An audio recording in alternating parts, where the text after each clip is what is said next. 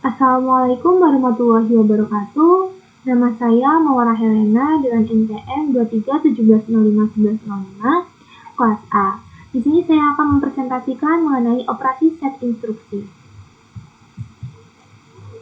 Definisi set instruksi. Set instruksi atau Instruction Set Architecture atau ISA merupakan kumpulan instruksi dasar yang dapat dipahami dan dijalankan oleh proses komputer. Set instruksi ini bagaikan kosakata dan tata bahasa yang digunakan untuk berkomunikasi dengan komputer. Fungsi set instruksi. Yang pertama, memberikan instruksi dasar. Set instruksi menyediakan instruksi primitif untuk melakukan operasi aritmatik, logis, kontrol aliran, dan akses memori. Yang kedua, membentuk fondasi eksekusi program. Program diterjemahkan ke dalam bahasa mesin yang kompatibel dengan set instruksi prosesor sebelum dapat dieksekusi. Yang ketiga, membedakan arsitektur prosesor. Set instruksi yang berbeda mendefinisikan kemampuan dan karakteristik unik dari setiap arsitektur prosesor. Selanjutnya, karakteristik set instruksi. Terdiri dari instruksi primitif, yaitu instruksi dasar seperti penjumlahan, pengurangan, percabangan, dan lompatan. Yang kedua, didesain untuk arsitektur prosesor tertentu, yaitu set instruksi dioptimalkan untuk memanfaatkan fitur dan kemampuan prosesor. Yang ketiga, memiliki format dan pengamatan yang terdefinisi, menentukan bagaimana instruksi direpresentasikan dan diakses dalam memori.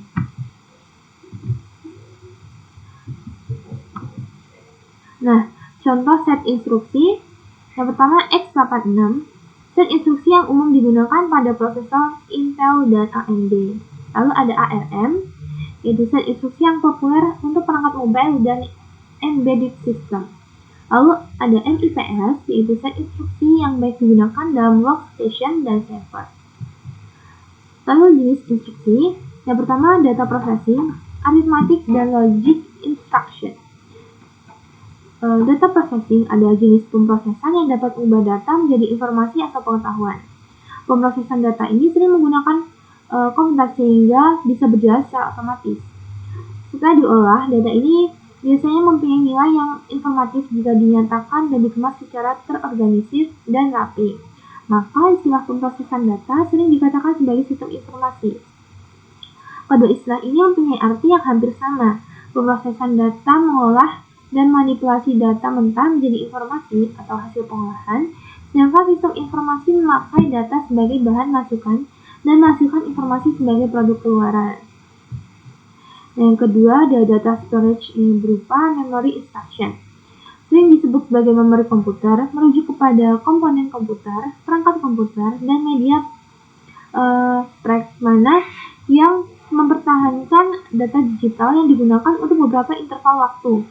Penyimpanan data komputer menyediakan salah satu 3 fungsi inti dari komputer modern, yakni mempertahankan informasi. Ia merupakan salah satu 3 fungsi inti dari komputer modern, yakni mempertahankan informasi. Ia merupakan salah satu komponen fundamental yang terdapat di dalam semua komputer modern dan memiliki keterkaitan dengan mikroprosesor dan menjadi model komputer yang digunakan semenjak 1940-an.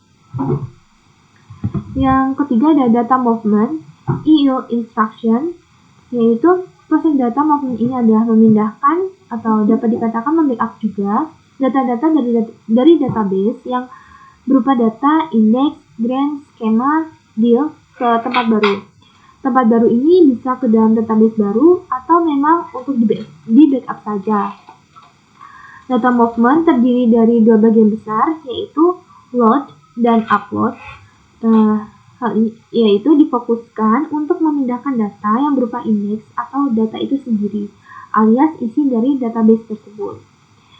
Yang kedua ada export dan import, yaitu memindahkan data secara lengkap, mulai dari grant, skema, dan seluruhnya. Jika dilihat, load tersebut berhubungan dengan import dan upload berhubungan dengan export. Load berfungsi untuk memasukkan data atau transaksi ke sebuah table. Data dikatakan juga insert, replace, atau update, sedangkan upload berfungsi untuk membuat dari data tabel ke fisik atau file. Kelemahan load adalah prosesnya bisa saja terjadi data yang tidak berpindah secara sempurna. Upload parameter itu ada limit, yaitu membatasi berapa record lihat sampel, mencari sampel yang telah ditentukan, dan when berdasarkan kondisi. Dan pada upload, hanya satu parameter saja yang dapat berjalan, alias tak bisa berjalan bersamaan apabila parameternya lebih dari satu. Book Data Movement atau software pendukung. Yang pertama ada ETL, yaitu Extract Transform Load, software yang fokus terhadap data warehouse.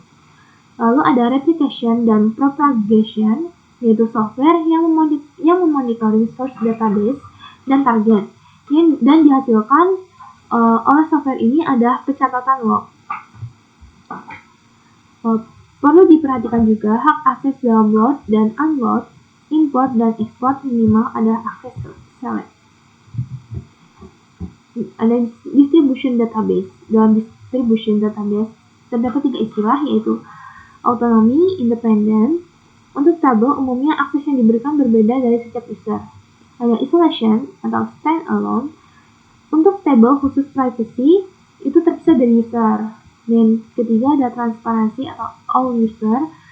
Akses tabel terpisah dari user, tetapi user masih bisa mengaksesnya. Lawan dari database terdistribusi adalah database terpusat.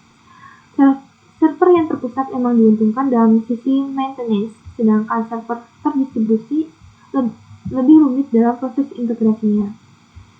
Jika database terdistribusi paling tidak membutuhkan sumber daya manusia yang baik, network yang lebih baik, karena permasalahannya network itu sangat fatal dan biasanya permasalahan tidak jauh-jauh dari permasalahan traffic network.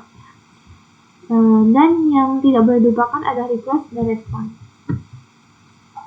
Yang keempat atau yang terakhir ada control yang berupa test and branch instruction.